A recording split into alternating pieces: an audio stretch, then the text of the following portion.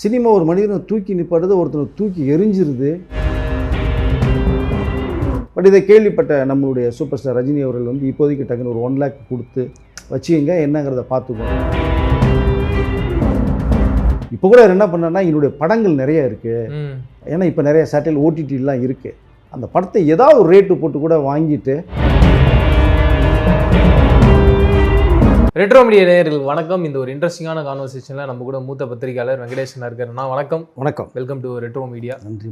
சமீபத்தில் மோகன் சர்மா சார் அவருடைய வீடியோ ஒன்று சோஷியல் மீடியாவில் பயங்கர வைரல் ஆகுதுன்னா என்னன்னு பார்க்கும்போது அவர் இப்போ வந்து யாருமே இல்லாமல் தனிமையில் இருக்கார். மிக முக்கியமாக இந்த வயசானவங்களாம் தங்க வைப்பாங்களாம், ஆதரவற்றோர் இல்லம், அங்கே அவர் இருக்கார் அப்படின்றத சொல்கிறாங்க. கேட்கும் போது ரொம்ப ஷாக்காக இருக்குது. ஏன்னா அவ்வளோ பெரிய மனுஷன், ஏகப்பட்ட படங்களில் நடித்து நான் பார்த்துருக்கேன். ஆமாம், அப்படி தான் நமக்கு அவருடைய முகம் வந்து பரிச்சயமாக இருக்குது. அப்படி ஒரு நபர் இப்போ யாருமே இல்லாத இப்படி தனித்து விடப்பட்டிருக்காரு, தனிமையாக இருக்குன்னு கேட்கும்போது ரொம்ப ஷாக்காக இருந்தது.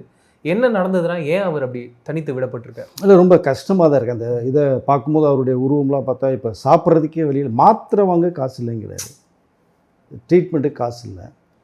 பட் அப்படியே நீங்கள் திரும்பி பார்த்தீங்கன்னா ஒரு பீரியடில் கொடி கட்டி பறந்தவருங்க. கேரளா பாலக்காட்டில் பிறந்தவர். ஓகே. சவுத் இண்டியன் ஆர்டிஸ்ட்லேயே த ஃபஸ்ட்டு பூனே ஃபிலிம் இன்ஸ்டியூட்டில் படிச்சுட்டு சர்டிஃபிகேட்டோட வந்தவர் அந்த ஒரு ஆக்டர் மோகன். அவர் பேர் முதல்ல மோகன் தான் இருந்தது, அப்புறம் தான் இந்த மோகன் சர்மான் மாறினார். ஏன்னா இங்கே ஒரு மோகன் மைக் மோகன் இருந்ததுனால அதனால் அவர் மோகனை கொஞ்சம் கன்ஃபியூஸ் ஆகுதுன்னு சொல்லி மோகன் சர்மான் மாற்றினார். ஓகே. பட் நல்ல மனிதர், நல்ல ஹைட்டு வெயிட்டாக பிரமாதமாக இருப்பார். நீங்கள் பார்த்தீங்கன்னா நிறைய படங்கள் ஹீரோ பண்ணியிருக்கார். மலையாளத்தில் தான் ஃபஸ்ட் ஹீரோ அறிமுகமாகிறார். பட் அதுக்கப்புறம் தமிழில் நிறைய படம் பண்ணார். தமிழ்லேயே ஹீரோவை நிறைய படம் பண்ணார், அப்புறம் சப்போர்ட்டிங் ரோலில் பண்ணார், அப்புறம் வில்லனை நிறையா பண்ணியிருக்காரு, டிவி சீரியலில் நிறையா நடிச்சிருக்காரு. ஸோ ஓரளவு நல்லா தான் இருந்தாங்க. பட் கிட்டத்தட்ட ஒரு 15 படங்களுக்கு மேலே அது ப்ரொடியூஸ் பண்ணியிருக்காரு. 20 படங்கள் கிட்டத்தட்ட 15க்கு மேலே ஒரு 20 வரைக்குமே இருக்கும். ஸோ ப்ரொடியூஸ் பண்ணியிருக்காரு, 2 படம் டைரக்ட் பண்ணியிருக்காரு. ஸோ இது தவிர பார்த்தீங்கன்னா ஃபிலிம் சேம்பருடைய பிரசிடெண்ட்டாக இருந்திருக்கார். இப்போது நடிகர் சங்க தலைவர் மாதிரி, தயாரிப்பாளர் சங்க தலைவர் மாதிரி அவர் வந்து சேம்பர் இருக்கு, சேம்பருடைய பிரசிடெண்ட்டாக இருந்திருக்கார். ஸோ கிட்டத்தட்ட எல்லா லாங்குவேஜுமே பண்ணியிருக்காரு அவர். பட் இப்போ திடீர்னு ரொம்ப நாளாக அவர் இல்லை. டிவி சீரியல் நிறையா பண்ணிகிட்டு இருந்தாங்க. ஏன் திடீர்னு காணும் போது சரி இது கேரளாவுக்கு எதுவும் செட்டில் ஆகிட்டார் போல் இருக்கு நம்ம நினச்சோம். நம்ம பட் பார்த்தா இப்போ 2 days ஒரு பார்த்தோம்னா நீங்கள் சொன்னது மாதிரி ஒரு முதியோர் இல்லத்தில் வந்து அங்கே போய் இருக்கிறதா சொல்லி ஒரு வீடியோ ஒன்று போட்டார். அது உண்மையிலே ரொம்ப வேதனைக்குரிய விஷயமா இருக்குது. அது என்னடா இது, ரொம்ப வாழ்ந்த ஒரு மனிதர், சினிமா ஒரு மனிதனை தூக்கி நிப்பாடுது, ஒருத்தனை தூக்கி எரிஞ்சிருது. நிறைய பேர் வந்து அன்றைக்கினா பார்த்தீங்கன்னா அந்த சின்ன தம்பியில் நடித்த ஆக்டர் ஒருத்தர் வந்து நடிகர் சங்க வாசலில் வந்து இறந்து போனதை நம்ம பார்த்தோம் நம்ம. ஸோ அப்படி ஒரு இது. அப்புறம் நம்மளுடைய டைரக்டர் 2-3 டைம் பார்த்தீங்கன்னா அம்மா உணவகத்தில் சாப்பிட்டுட்டு, பேர் இப்போ சொல்ல விரும்பலை, விஜயகாந்த் படம்லாம் டைரக்ட் பண்ணவர். ஸோ ஏவிஎம் ப்ரொடக்ஷன்ஸ் தயாரித்த படம், சூப்பர் ஹிட் படம். பட் அவருக்கு ஏன் தொடர்ந்து படங்கள் வரல? சரி நடிச்சனில் ஏதோ ஒரு லிஃப்ட் கொடுத்து அடுத்த கட்டத்தை கொண்டு போகலாம். கண்டிப்பாக அம்மா உணவகத்தில் சாப்பிட்டு அங்கேயே இருந்துட்டு டக்குன்னு அவர் இல்லைன்ற ஒரு பார்க்கும்போது தான் நமக்கு ரொம்ப ஷாக்காக இருக்குது நிறையா இது. கண்டிப்பாக. பட் என்ன அந்த காலத்தில் பிழைக்க தெரியாதவர்கள் அப்படின்னு தான் நம்ம சொல்லிக்க முடியும் நம்ம. ஏன்னா இப்போ அப்படி பார்த்தா என்எஸ் கிருஷ்ணன்லாம் எவ்வளோ சம்பாரிச்சு வர்றவங்களுக்கே ஸோ தானமாக கொடுத்து பார்த்தோம்னா கடைசியில் அவர்கிட்ட 10 பைசா இல்லாமல் இருந்து நம்ம ஸோ கேள்விப்பட முடியுது நம்ம. ஸோ ஆனால் இன்றைக்கி இருக்கிற ஹீரோக்கெல்லாம் இப்போ விவரமானவங்க 50 கோடி சம்பளம்னா முதல்ல 40 கோடி வாங்கிடுறாங்க ஸோ தயாரிப்பாளர்கிட்ட. ஸோ அந்த விவரம் அப்போ வந்து இல்லை. ஸோ அப்படி தான் நம்ம சொல்ல முடியும் நம்ம. ஸோ அந்த மோகன் அவங்களை பார்த்தோம்னா சட்டைக்காரின்னு ஒரு படம் ஒன்று பண்ணுறாங்க, சூப்பர் டூப்பர் ஹிட் படம் அது. அதில் வந்து லக்ஷ்மி வந்து ஹீரோயினாக பண்ணுறாங்க, அவர் ஹீரோ.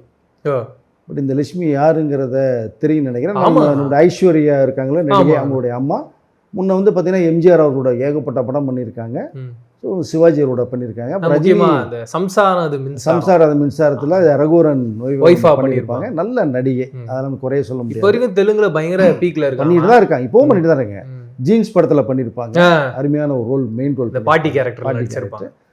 ஸோ அவங்க நல்ல வெல்டுட், நல்ல வசதியாக இருக்காங்க. சைதாப்பேட்டெலாம் பெரிய வீடு இருக்குது, பெரிய பங்களா, 2 தெரு ஜாயின் பண்ணுறது மாதிரி இருக்கும் அவங்களுடைய வீடு அது. ஸோ இது ஏன் சொல்ல வரேன்னா சட்டைக்காரி படத்தில் மோகன் பண்ணுறாரு, இது லக்ஷ்மி பண்ணுறாங்க. ஓகே. அதில் அவங்க 2 பேர் லவ் வருது. 75ல் வந்து 74ல் வந்த படம் நினைக்கிறேன். அதில் வருது, டக்குன்னு மேரேஜ் பண்ணுறாங்க, அந்த லவ் மேரேஜ் பண்ணிடுறாங்க. டாப்பில் இருக்காங்க லக்ஷ்மி அவங்கள. அப்போ ஸோ ஸோ ஆனால் பார்த்தோம்னா 80லேயே டைவர்ஸ் ஆகிடுது. ஒரு 5-6 வருஷம் தான் அவங்களுடைய லைஃப் போகுது. ஆனால் ஒரு அண்டர்ஸ்டாண்டிங் வேணும். ஃபிலிமில் இருக்கிறவங்க ஒரு நடிகர் நடிகையும் போது அந்த அண்டர்ஸ்டாண்டிங் இருந்தால் அந்த லைஃப் நல்லாயிருக்கும். அது இல்லாமல் போகிறது பார்த்திங்கன்னா நிறைய பேரை நம்ம இது வரைக்குமே பார்த்துட்ருக்கோம். கரெக்ட். தனுஷ் ஐஸ்வர்யா பார்க்குறோம், ஜெயம் ரவி ஆர்த்தியை பார்க்குறோம், ஜிவி பிரகாஷ் சைந்தேவியை பார்க்குறோம், லிஸ்ட்டு போட்டுகிட்டே போகலாம். நம்ம அண்டர்ஸ்டாண்டிங் மிஸ் ஆகுது. பட் அவர் மேரேஜ் பண்ணாங்க, அப்புறம் டைவர்ஸ் ஆச்சு வந்துட்டாங்க. அப்புறம் லட்சுமி அவங்க வேறு ஒரு மேரேஜ் பண்ணிட்டு பண்ணால் அவங்களுக்கு பிறந்தது தான் அந்த ஐஸ்வர்யா அவங்க. பட் இப்போ ஐஸ்வர்யா நிலைமையும் வந்து படங்கள் பண்ண நிறைய படம் 5 மொழிலையும் பண்ணாங்க. தமிழ், தெலுங்கு, கன்னடா, ஹிந்தி வரைக்கும் பண்ணாங்க, சீரியல் பண்ணாங்க. அவங்களுடைய நிலைமை ரொம்ப கிரிட்டிக்கலாக தான் இருக்குது. நடுவில் சோப்பு வித்தெல்லாம் சொன்னாங்க, பார்க்கும்போது ரொம்ப கஷ்டமாக இருக்குது அதை. ஸோ லட்சுமி ஆனால் வெல் டு டூ செட்டில் இருக்காங்க. பொண்ணுக்காவது ஏதாவது பண்ணி செஞ்சு ஒரு லிஃப்ட் கொடுக்கணும்னா அது தெரியல, ஏதோ அவங்க குடும்பத்துக்குள்ளே என்ன பிரச்சனைன்னு தெரியல. அவங்க ஒரு மாதிரி கஷ்டமான சூழ்நிலை இருந்துருக்காங்க ஐஸ்வர்யா அவர்கள். பட் இந்த பக்கம் பார்த்தோம்னா ஏன் சொல்ல வரேன்னா, மோகன் லட்சுமி கல்யாணம் பண்ண ஹஸ்பண்ட் ஒய்ஃபு. லட்சுமி இருக்காங்க, இப்போ மோகன் அனாதாசிரமத்தில் இருக்கார், முதியோர் இல்லத்தில் இருக்கார். அப்படிங்கும்போது நம்ம கொஞ்சம் கனெக்ட் பண்ண வேண்டியதாக இருக்குது. சரி, உறவுகள் முடிஞ்ச ஏதாவது அதான். ஸோ உறவுகள் முடிந்தது 80s முடிஞ்சு கிட்டத்தட்ட பார்த்தோம்னா ஒரு 45 வருஷம் ஆகி போச்சு. ஓகே, பட் இருந்தாலும் அந்த ஒரு சின்ன ஒரு பாசம், ஒரு அன்பு ஏதாவது ஒன்று இருந்தால் சிறப்பாக இருக்கும். பட் தெரியல, யோசிப்பாங்கன்னு நினைக்கிறேன் லட்சுமி மேடம் அவங்க. பட் இன்றைக்கி அவருடைய ஸ்டேட்டஸ் வந்து பார்க்கும்போது ரொம்ப வருத்தமாக இருக்குது. சினிமா இண்டஸ்ட்ரி வந்து ஏன் இப்படி ஒருத்தர் தூக்கி அடித்து இந்த கோபுரத்தில் இருக்குது, ஒருத்தர் தூக்கி எரிஞ்சிருதுங்கும் போது ரொம்ப வருத்தமாக இருக்குது. பட் இதை கேள்விப்பட்ட நம்மளுடைய சூப்பர் ஸ்டார் ரஜினி அவர்கள் வந்து இப்போதைக்கு டக்குன்னு ஒரு 1 lakh கொடுத்து வச்சுங்க, என்னங்கிறத பார்த்துக்குவோம் தேவையான அப்படிங்கிற விஷயத்த வந்து அந்த ஒரு செய்தி பண்ணியிருக்கு. அது ரொம்ப ஹாப்பியாக இருக்கிறதா சொன்னார் மோகன் அவர்கள் பேசும்போது கூட. கண்டிப்பாக. ஸோ இப்படி இவருடைய சூழ்நிலை வந்து இருக்குங்கும்போது அது வந்து நீங்கள் கேட்கும்போது பார்த்தா ரொம்ப வருத்தமாக இருக்குது. எப்படி வாழ்ந்த ஒரு மனிதன் டகார்னு இப்படி போய் வந்து அனாதாசிரமத்தில் அந்த இதுக்கு இருக்கிற இடத்துக்கு எதுவுமே கிடையாது, எல்லாம் ஃப்ரீ. இது சாப்பாடு இந்த கில்ட், மனசு கில்ட்டியாக இருக்கும்ல, நம்ம அவ்வளோ பெரிய இடத்துல இருந்துட்டு இப்போ ஃப்ரீயாக ஒரு இடத்துல இருக்கோன்றது. சாப்பாடு போடும்போது கூப்பிடும் போது போய் சாப்பிட்ணும். அதாவது இவர் வந்து இவர் வேணுங்கும் போது கிடைக்காது, ஒரு டீ சாப்பிட்ணுன்னா கிடைக்காது. அதுக்கு ஒரு டைம் வச்சுருப்பாங்க, அந்த டயத்தை எல்லாத்தையும் கொடுக்க முடியும். இவரு ஸ்பெஷலாக பார்க்க முடியாது.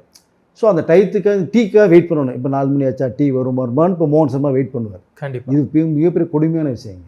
அண்ட் இது வரைக்கும் அவர் ஆசைப்பட்டதெல்லாம் சாப்பிட்டு அவங்க கொடுக்கறது தான் சாப்பிடணும், அந்த ஒரு நிலைமை. இப்போ இவர் ஏதாவது ஒரு காஃபியோட டீயோட பிஸ்கட் சாப்பிட்ணுன்னா கூட இவர் கேட்கணும், தர முடியுங்களா? அது எல்லாத்துக்கும் கொடுக்கணும்ல. அவங்க இவருக்கு மட்டும் கொடுத்தா தப்பாயிடும். அதில் ஆசிரமத்துக்குன்னு ஒரு ப்ரொசீஜர் இருக்குது அந்த முதியோர் இல்லத்துக்கு, அப்படி பண்ணுவாங்க. ஆனால் ஒரு மனிதன் வந்து நினைக்கும் போது வாழ்க்கை வரும்போது ரொம்ப ரொம்ப வந்து என்னடா வாழ்க்கை, மனித வாழ்க்கை அப்படின்னு தான் நமக்கு தோணுது. நம்ம இதை இப்போ கூட என்ன பண்ணேன்னா, என்னுடைய படங்கள் நிறைய இருக்குது.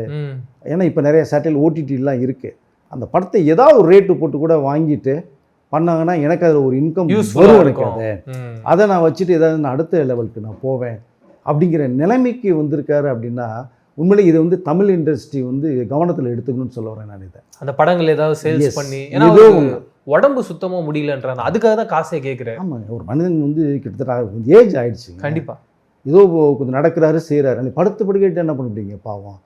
அவர்கிட்ட பணம் தான், இந்த பணமே ஒரு தெம்பு இருக்குது பார்த்தீங்களா. நம்மக்கிட்ட ஒரு 5 லட்ச ரூபா இருக்குன்னா அந்த தெம்புலேயே வாழ்ந்துட்டு போவார் மனுஷன். கண்டிப்பாக. ஸோ பண்ண தமிழ் இண்டஸ்ட்ரி இதை கண்டிப்பாக கவனத்தில் எடுத்துக்கணும். தமிழ் இண்டஸ்ட்ரி வந்து சும்மா ஏதோ அப்படி இப்படி இருக்காங்க போகிறாங்க வரல தவிர பெரிய அளவுலலாம் இந்த இயங்கலை. அப்படிப்பட்ட ஒரு நடிகர், சேம்பருடைய பிரசிடெண்ட்டு இருந்தவர், அப்போ இது மேலே இருக்கார் அப்படின்னா எல்லாம் ஒரு திரட்டு, எல்லாரும் கோடிக்கணக்கில் வச்சுருக்காங்க. எல்லாரும் கண்டிப்பாக லட்சங்களே கிடையாதுங்க ஒரு நடிகருக்கு சம்பளம், கோடி தான். அப்போ அப்படி இருக்கும்போது பார்த்தா ஏதாவது ஒன்று கொடுத்து அவர்கிட்ட கழுத்துற வேணாம். ஒரு 1 கோடி ரூபா கூட பேங்க்கில் டெபாசிட் போட்டால் வட்டி ஒன்று வரும். 1 கோடி ஒரு 10 லட்ச ரூபா பேங்க்கில் போட்டால் கூட மாதம் ஒரு 7,000 ரூபா பேங்க் வட்டி போட்டால் கூட வரும். ஏதோ வாடகை கொடுத்து ஏதோ ஒரு வீடை கூட பிடிச்சி கொடுத்து பாவம் இருக்கிற வரைக்கும் வாழ்ந்துட்டு போட்டோமே, நல்ல விஷயம் தானே.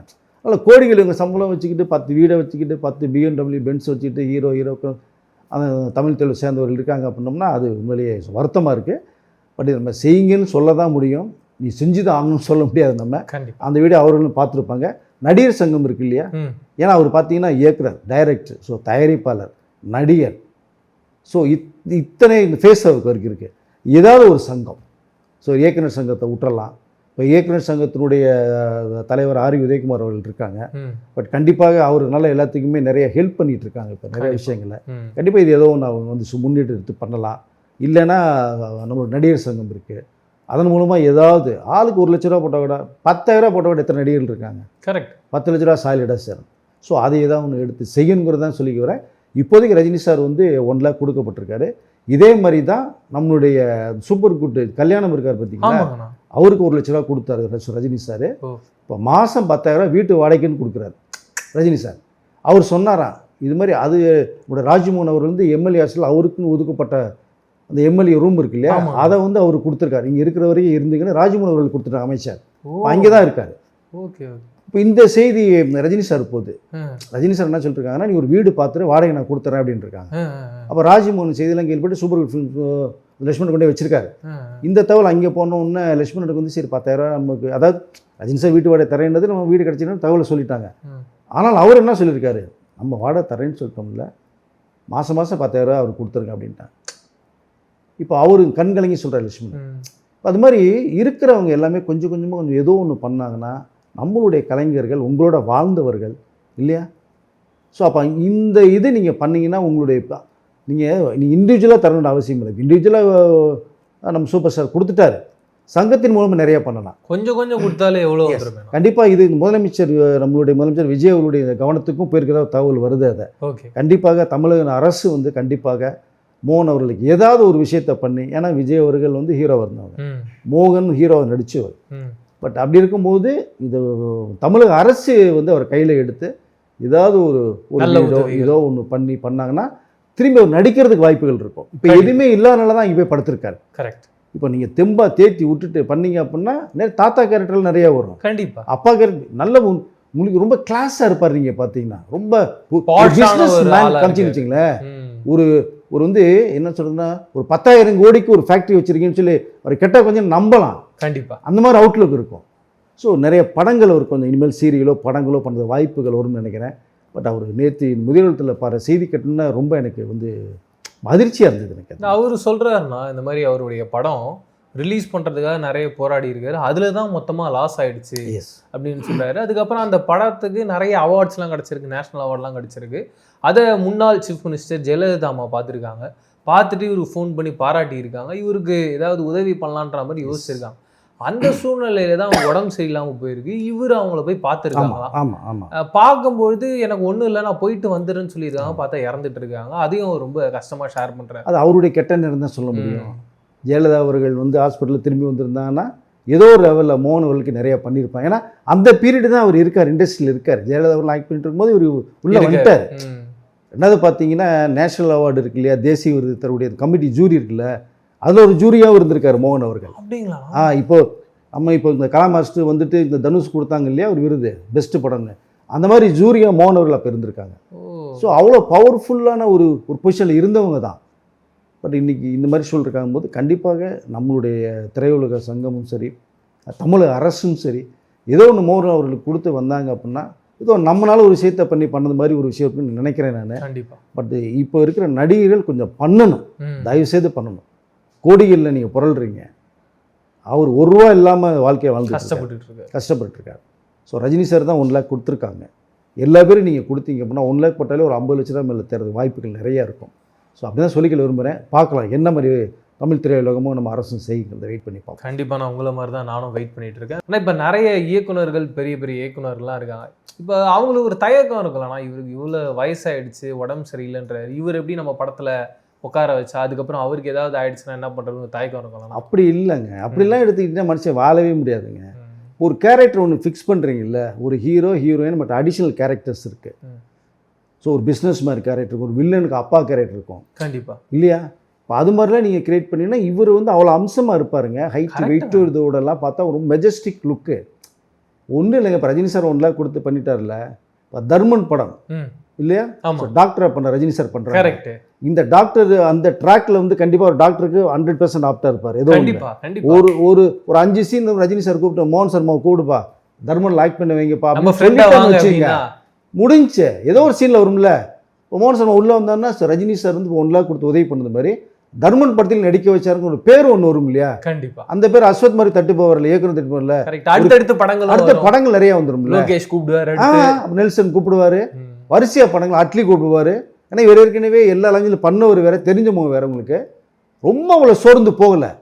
பணம் இல்லாதனால, யாருமே ஆதரவு இல்லாதனால, ஏன்னா மனைவி கிடையாது, சுத்தமாக யாருமே இல்லையும் ஒரு மனுஷன் அதுக்கு பிறகு என்னடா வாழ்க்கைன்னு யோசிக்கும் போது தான் டோட்டல் ஆஃப் ஆகுது. யாராவது ஒருத்தர் நினைக்கிறார், இந்த பூனைக்கு யார் மணி கட்டுவான்னு பழமொழி சொல்லுவாங்கல்ல, அந்த மாதிரி ஏஜனோட பிரச்சனை இல்லை. நீங்கள் நல்லா கூப்பிட்டு வச்சு 2 நாளைக்கு பிரியாணி, ஜூஸ், ஆப்பிள் ஜூஸ் கொடுங்க, தெம்பாதி உட்காந்துக்குவார். ஒரு படம் நடிக்கட்டும், அது யார் மூலமாவது வரட்டுமே. ஏன்னா இப்போ ரஜினி சார் 1 லேக் கொடுத்த பெருமையை சொல்கிறார்ல, கண்டிப்பாக 2 படம் பண்ணுற ரஜினி சார் பண்ண போகிறாங்க. கேரக்டர் இல்லாமல் இருக்காது. தர்மன்லேயே நீங்கள் கொடுக்கலான்னு நான் ரஜினி சாருக்கே கேட்டுக்கிறேன். கூப்பிட்டு கொடுங்க, அந்த பெருமை ரஜினி சாருக்கே வரட்டுமே. அவரு தெம்பா வரல, நீங்கள் சொன்ன மாதிரி லோகேஷ் வரலாம், அட்லி வரலாம், நெல்சன் வரலாம், எத்தனை இயக்குனர் இருக்காங்க. மறுபடியும் ஒரு பெரிய ரவுண்டாக திரும்பி வரலாம்ல. ஸோ ஒரு வாழ்க்கை செடி வந்து தளர்ந்து போச்சு. பட்டு போகிற செடியை தண்ணி ஊற்றி உரம் போட்டு வளர்த்து விடுங்க, மரமாக வளரட்டும், அந்த பெருமை எல்லாருக்குமே பட்டுமே. ஸோ அதனால் வாய்ப்பு, ஏதாவது ஒரு வாய்ப்பு மோகன் சர்மா இப்போ கூப்பிட்டு உட்கார வச்சு கொடுத்தாங்க அப்படின்னா சிறப்பாக நடிக்கக்கூடிய ஒரு நடிகர் அப்படின்னு நான் சொல்லிக்கணும்னே. பார்ப்போம் யார் வாய்ப்பு கொடுக்குறான்னு தெரியல, பொறுத்திருந்து பார்க்கலாம். இதே மாதிரி ஒரு எனர்ஜியோட அவருடைய லைஃப்பும் மாறுன்றதை நானும் நம்புறேன்னா. வேற ஒரு இன்ட்ரெஸ்டிங்கான கான்வர்சேஷன் சந்திப்போம். நன்றி, வணக்கம். நன்றி.